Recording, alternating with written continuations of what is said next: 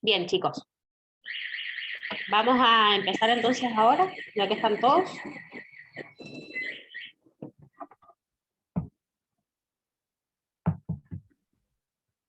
Cuando terminemos la clase, chicos, vamos a subir el PowerPoint con la clase 1 y 2. Como estuvimos viendo en la clase, estuvimos viendo qué era requerimiento de software. ¿Alguno recuerda? Si quieren pueden levantar la mano, chicos.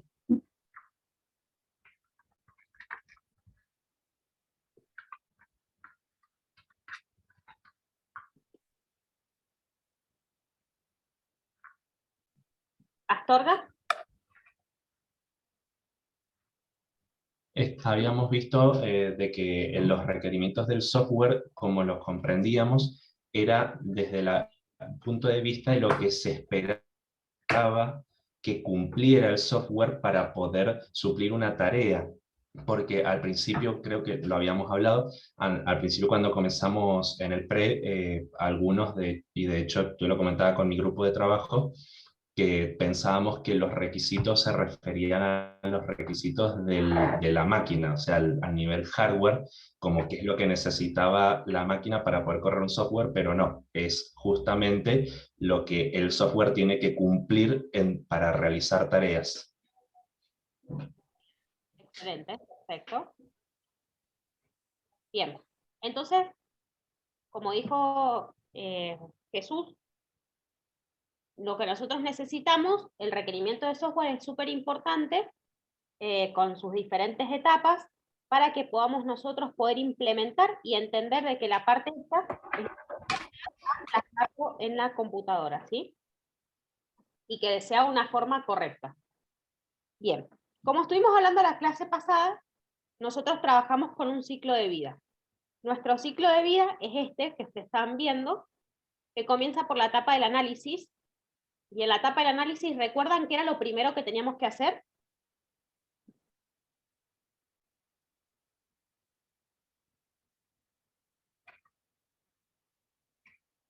Si quieren pueden levantar la mano. Profe, ¿eran las pruebas de aceptación del usuario, puede ser? Muy bien. ¿Y se acuerdan qué cosas necesitábamos hacer que era muy importante?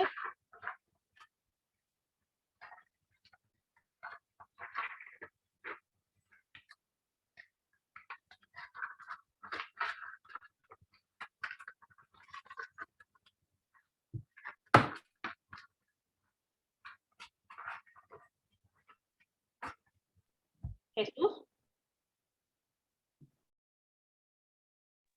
¿No era esta la etapa en la cual teníamos que realizar las entrevistas con el usuario, el cliente, con el que íbamos a poder pactar para entender cuáles eran las necesidades a cumplir? Bien. En realidad, chicos, una de las etapas del análisis también, que era muy importante, era la entrevista, ¿sí? ¿Recuerdan en la etapa de la entrevista por qué era tan importante?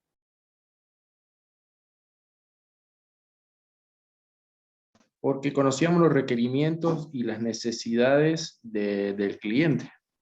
Bien, excelente, Adrián. O sea, en pocas palabras, lo que yo iba a decir era eso, era más o menos lo mismo, que lo que era conocer lo que busca el cliente y más o menos, y para verificar si lo que nosotros vamos a ofrecerle, o sea, para verificar lo que él quiere, en pocas palabras. Porque, por ejemplo, puede decir algo muy básico en lo que es, por ejemplo, yo quiero una calculadora que solo sume.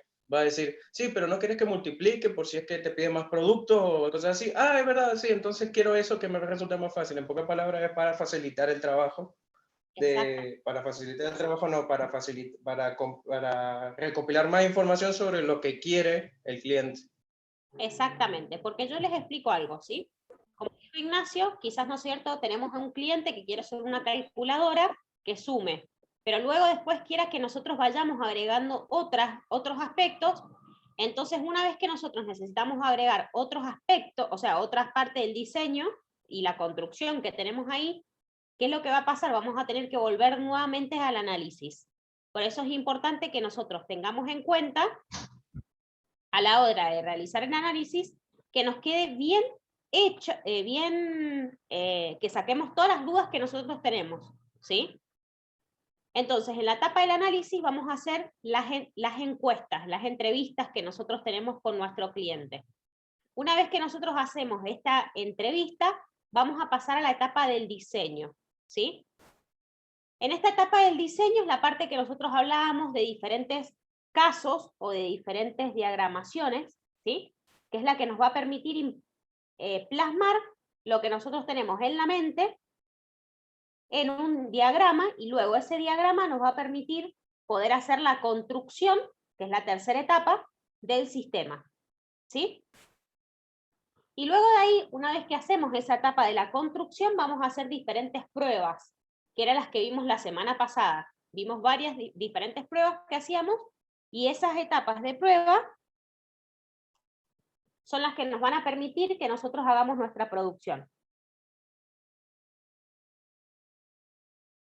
Entonces, vamos a ver la próxima. Ahí está. Los diferentes tipos de diagramación que nosotros necesitamos. ¿Se logra ver bien? Perfecto.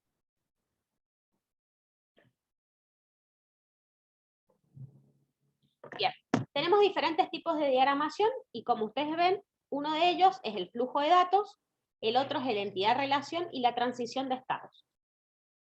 Estos tipos de diagramación lo que nos permiten es modelar el desarrollo que nosotros tenemos en cuanto a lo que decíamos nosotros en la entrevista, ¿sí?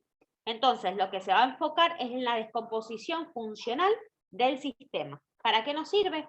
Para que nosotros, como veíamos al principio, podamos plasmar lo que necesita la empresa y lo que hace la empresa, y luego que nosotros veamos cuáles son los errores y lo que podamos modificar para poder realizar ese sistema o ese software, ¿sí? Vamos a tener una definición completa de los objetivos que tiene esa empresa. Nosotros necesitamos, como vemos, tenemos diferentes diagramas de flujo de datos. Entonces, depende del diagrama de flujo, es cómo lo vamos a realizar, ¿sí? ¿Alguno ha hecho un diagrama de flujo? Sí, yo realicé uno. Bien. ¿Sobre qué trató el diagrama? Era sobre el diseño de una página web. Perfecto, muy bien. Bueno, en este caso, por ejemplo, te va a servir les va a servir a todos, si han tenido un poco de experiencia. Los que no, vamos a empezar de cero, ¿sí? Pero vamos a ver diferentes programas también con los cuales podemos hacer diagramas de flujos, ¿sí? Cada uno de estos diagramas establece una función dentro del modelado. El diagrama de flujo lo que hace es centrarse en la funcionalidad del sistema, ¿sí? El diagrama de entidad-relación lo que hace es enfocarse en los datos que vamos a necesitar nosotros para realizar ese software. Y el diagrama de transición de estado muestra el comportamiento con base en el tiempo, ¿sí? Así es que, y después tenemos el diccionario de datos, que es un diagrama que nos permite conocer en detalle algunos detalles de los datos, ¿sí? Por ejemplo, un diccionario vendría siendo literalmente un diccionario. Por ejemplo, si nosotros ponemos como palabra en una entidad o en un, yo les digo entidad porque así se le llama por ejemplo, a un usuario, quizás le ponemos ID. Y bueno, para poder entender qué significa esa ID, en el diccionario vamos a colocar ID igual y lo que significa. Quizás nosotros colocamos ingreso de datos, ¿sí? Entonces, el diccionario lo que haría es explicar cada una de las palabras. En la próxima vamos a ver en esta, por ejemplo, en esta etapa, el diagrama de flujo de datos, en esta clase. El diagrama de flujo de datos lo que nos hace es, como veíamos al principio, es los procesos, Es lo que vamos a ver, lo que va a necesitar el software, ¿sí? Entonces, lo que nos va a permitir es ver si es funcionable o no. Si es útil, entonces vamos a necesitar estos análisis previos, como habíamos visto, de la entrevista, para poder sacar toda la información y para poder hacer este diagrama de flujo de datos de forma correcta. Lo que se muestra en el diagrama de flujo de datos son los procesos del negocio desde el inicio hasta el fin. Entonces, si necesitamos hacer diferentes procesos, vamos a necesitar varios diagramas de flujos. Después tenemos un proceso que es global y luego tenemos subprocesos. En este caso, por ejemplo, tenemos un proceso global de cómo trabaja la empresa completa. Y luego tenemos subprocesos que serían, por ejemplo, cuando nosotros decimos está la caja, ese sería un subproceso, está la parte de almacenamiento, ese sería otro subproceso. Entonces, cada uno de esos subprocesos son flujos de datos diferentes. El objetivo de esto es otorgarle al usuario una visión detallada del negocio, ¿sí? Entonces ahí puede lograr identificar los errores que tenga la empresa. Entonces, una vez que identifica los errores que tiene la empresa, ahí entonces podemos nosotros ver de implementar en el sistema las mejorías, ¿sí? Las mejoras. Ahora vamos a ver cómo se relacionan los casos de uso con los requerimientos del sistema. Bueno, un caso de uso, como están viendo, contiene una descripción textual de todas las maneras que los actores, y ahora vamos a ver qué es un actor, pueden trabajar con el software o el sistema. Entonces, estos casos de uso no describen ninguna funcionalidad interna. ¿Qué quiere decir eso? Que, aguárdenme que admito uno de los alumnos. ¿Qué quiere decir eso? Que no significa que nosotros le vamos a arreglar si hay algún error en la empresa. Lo que nosotros hacemos es verificar si hay algún error de proceso del sistema, ¿sí? Para que nosotros podamos arreglar el sistema o podamos hacer un sistema sin errores. Y tampoco explican cómo se va a implementar. ¿Qué quiere decir? Que nosotros vamos a hacer un caso de uso que explica cómo se trabaja en la empresa y cómo se trabaja en ese subsistema, ¿sí? Pero no va a decir cómo se va a implementar en el software. No va a dar detalles del software, ¿sí? ¿Hasta ahí se entiende, chicos?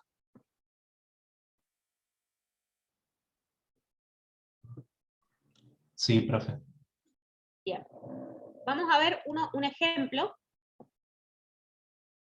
de un flujo de datos, ¿sí? De un caso de uso, de un pedido. Este es muy simple, ¿sí? Por ejemplo, vemos que se inicia con el detalle del pedido del formulario en blanco, ¿sí? ¿Esto qué quiere decir? Que a usted le entregan, por ejemplo, cuando van a un lugar, ¿vieron que le entregan un formulario en blanco?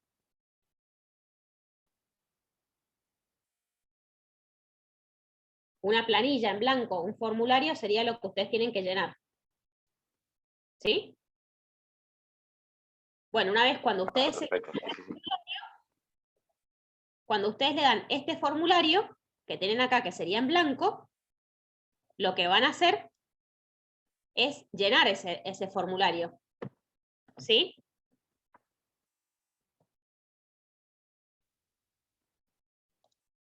Una vez que ustedes llenan este formulario, vamos, o sea, que lo completan, pasamos a este paso, completar el formulario del pedido, ¿sí? ¿Qué quiere decir? Quizás a usted le dieron un formulario en el trabajo y dijeron, bueno, fíjate qué es lo que hace falta para que esté completo el negocio, ¿sí? O sea, que no falte algún producto. Y ustedes en ese formulario colocaron lo que necesitamos, ¿sí? Entonces, de acá, desde acá hasta acá, lo que hicieron ustedes es llenar este formulario, ¿sí? Entonces el formulario pasa a estar completo, como dice aquí. ¿Lo entienden? Sí, sí. Ya, Profe, profe. pero una pregunta. Sí, profe. En la flecha de donde dice detalles del pedido y entre completar el formulario, ahí no iría escrito eso que está nombrando, el tema de llenarlo. Acá está ¿No se arriba. escribe eso? El pedido completo, sí. Igual de todas formas, sí, podría ir escrito también, no hace falta, porque en realidad una vez que el formulario está en blanco y hay que completarlo, ya se sabe que debería llenarse. Pero Ah, sí, perfecto. escrito también. No Gracias. estaría mal, si lo colocamos, no estaría mal. Si no lo Bien, colocamos, tampoco estaría incompleto. ¿Sí? Bien. perfecto. Voy a borrar acá para que no se vea tan... Como vimos, tenemos entonces de este proceso a este, nosotros llenamos el producto, el pedido, ¿sí? El formulario. Este que tenemos acá. Este formulario, ya vamos a ver más adelante cómo se van trabajando. ¿Sí? Es un flujo de datos simple esto. ¿Sí? Como ustedes ven, luego en este proceso que está acá, de validar el pedido a completar el formulario, las acciones que necesitaron para validar el pedido fue ver que el pedido estuviera completo y que el formulario estuviera firmado también. ¿Sí? Entonces, una vez que se valida ahí, pasamos nosotros a registrar el pedido. Esta etapa que tenemos acá. Que si ustedes ven, desenlaza a 3 bocas. Cuando nosotros registramos el pedido, vamos a colocar el detalle del pedido. ¿En dónde se coloca este detalle del pedido? En el fichero de pedidos. ¿Sí? Luego vemos, una vez que tenemos estos pasos, enviamos al proveedor el formulario. ¿Sí? Y ya acá, en este caso, el proveedor lo que hace es verificar si está firmado y ver si tiene notificaciones del pedido, ¿sí? Y en esta etapa que tenemos acá, ajustan el presupuesto y ahí ven si el pedido está firmado también. Fíjense que en todas las etapas siempre vieron si el pedido está firmado. ¿Notaron eso? Sí. Bien. Tiene que estar firmado para no meternos en problemas legales o cosas así. No, porque ustedes acuérdense que nosotros en esta etapa, o sea, no trabajamos nosotros. Esto lo que está, ¿para qué? A ver si hay alguno que logra identificar por qué tiene que firmar la persona, las personas que hacen el formulario, por qué tienen que firmarlo. A ver si alguno logra identificar por qué.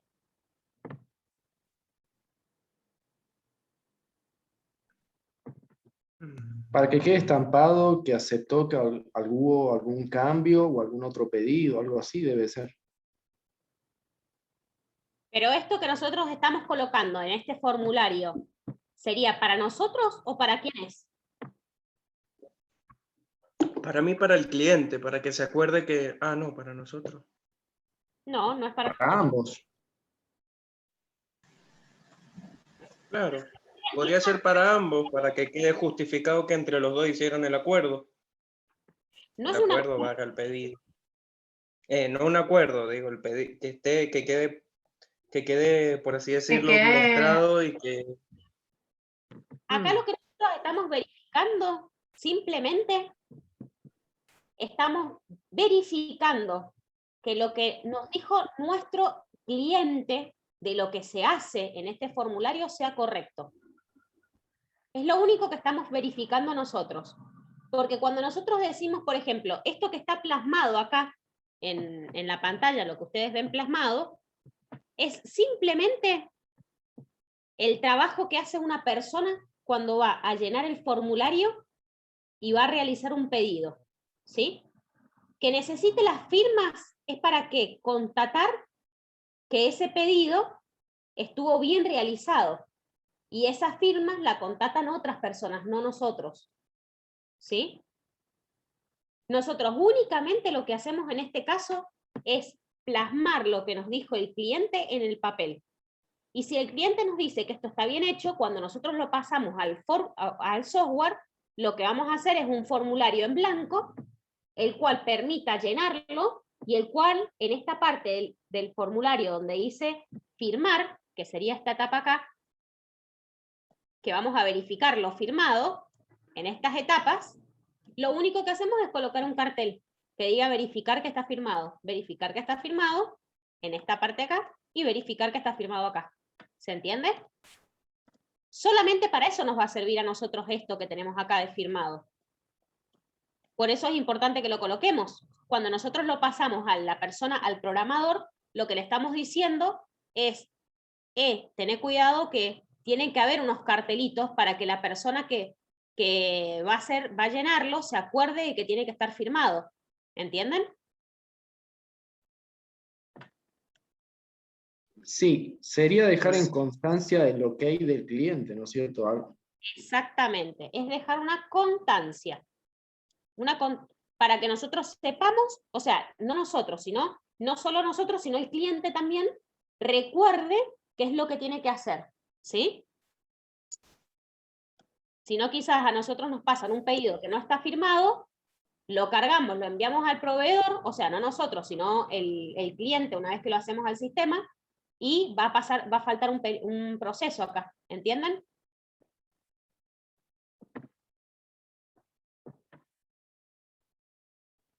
¿Se entiende hasta ahí? Sí. Bien. Sí, sí. ¿Sí? Sí, profe. Perfecto. Una vez entonces que pasamos a estos datos, se ajusta el presupuesto disponible y se manda un fichero de presupuestos. Fíjense que acá dice detalles de cuentas. Eso quiere decir que se colocan los detalles de ese pedido. ¿Sí? Bien. Vamos a la otra. Lo dejamos a esto bien. Y vamos a la próxima.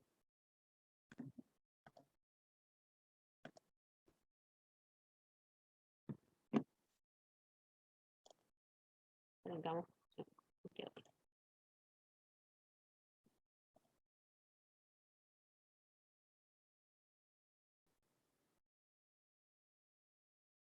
Esperen que se me tapa un botoncito acá, no sé si ustedes lo ven. Ahí está.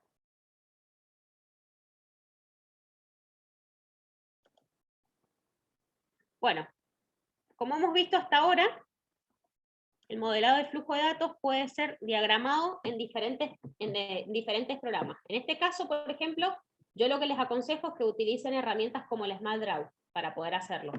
¿Por qué? Porque ya tiene predeterminados o predefinidas la diagramación, ¿sí? Entonces se le va a hacer mucho más fácil. Lo pueden descargar desde internet al SmartDraw, no pesa mucho, ¿sí? Y lo que va a hacer, esas plantillas que ya vienen predefinidas, le van a ayudar a ustedes a hacer un diagrama, a la elaboración del diagrama que sea mucho más fácil, ¿sí? Bueno, la simbología que se utiliza es esta que tenemos acá.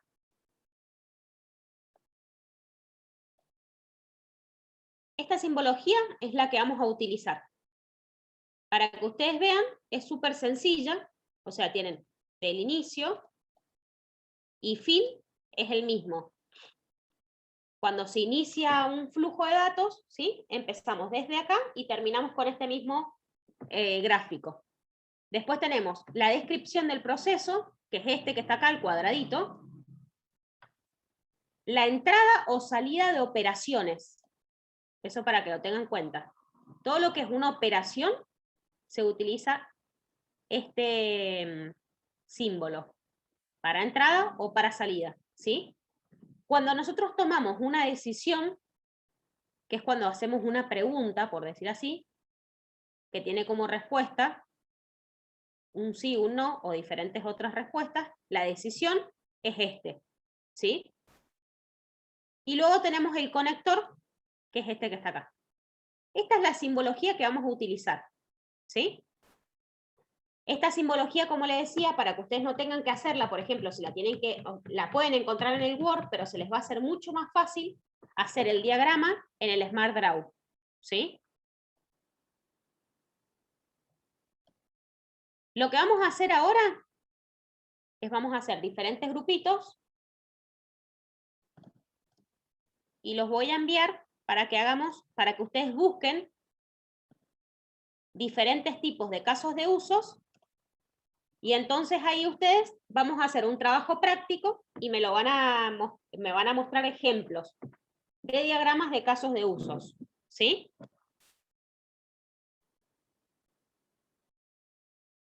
¿Hasta ahí me escuchan todos? Sí, se escucha. Bien, perfecto. Bien, ¿entendieron entonces más o menos lo que es los casos de usos, no?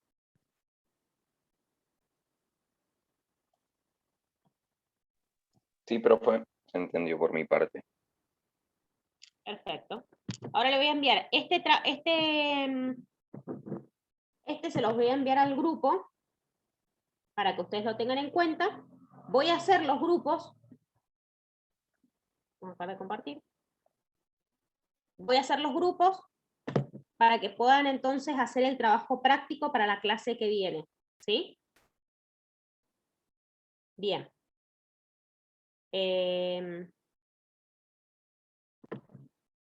Tenemos, lo voy a ir dejando anotado acá también en el grupo. Daniela Ríos, junto con Nicolás Carmona, junto con Noelia Torres, van a ser entonces uno de los grupos, ¿sí? Sí, profe. Perfecto. Hoy tenía que exponer a alguno de los chicos, ¿está presente?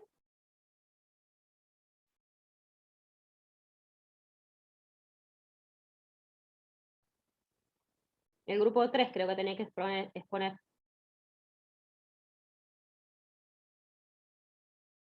Jesús Astorga, junto con Adrián Ríos,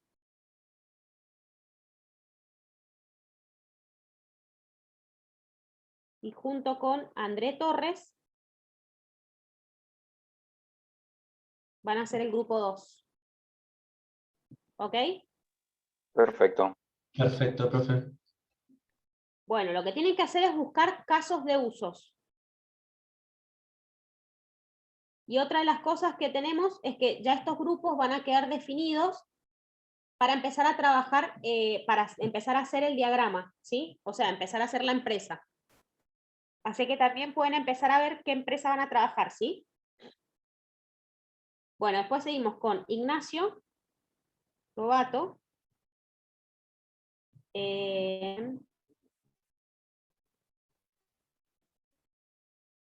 Ni Francisco.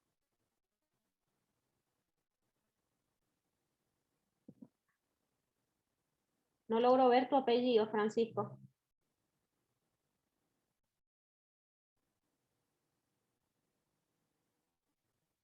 Y David Clavero.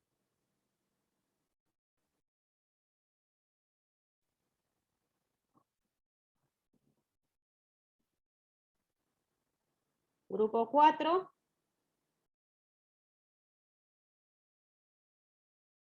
Va a seguir Facundo Castillo, junto con Maximiliano. Maximiliano, ¿me decís tu apellido, por favor? Neira, ¿es?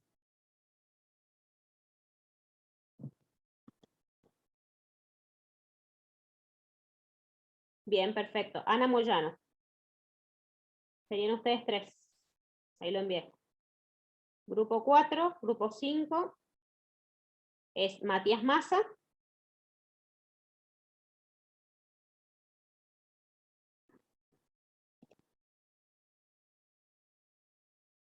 Matías Vázquez.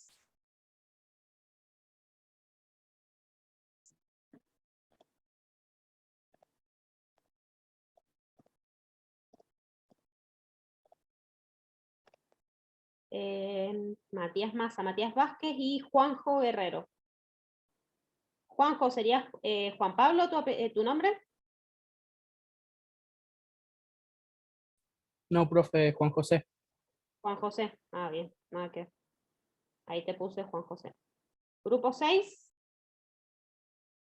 sería Nicolás Carmona, ya te puse, sí. Lucas Mejía, ahí se me cambiaron algunos porque entraron otros alumnos. Lucas Mejía, más Anaí.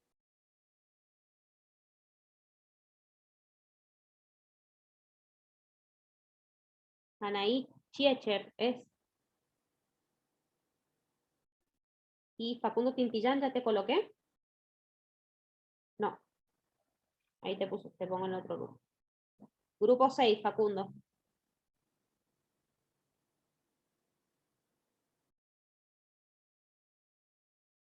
Tintilay. Esther, vas en el grupo 7.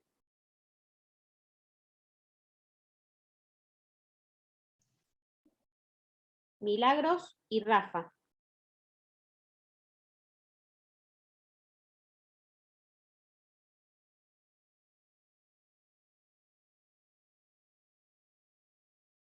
Y Rafa. ¿Alguno quedó, chicos, sin estar en algún grupo?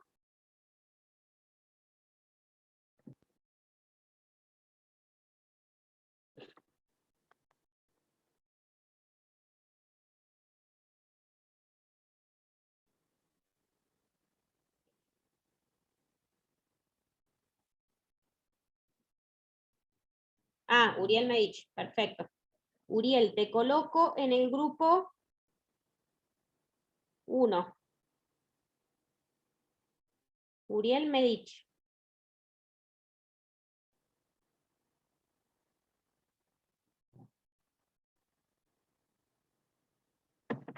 Bien, entonces, recuerden, chicos, les mando por acá. ¿Ustedes quieren que hagamos un grupo nuevo para la materia?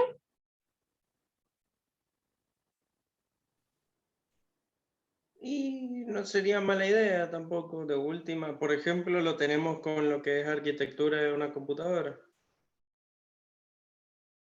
¿Con quién tienen arquitectura? ¿Con qué profe?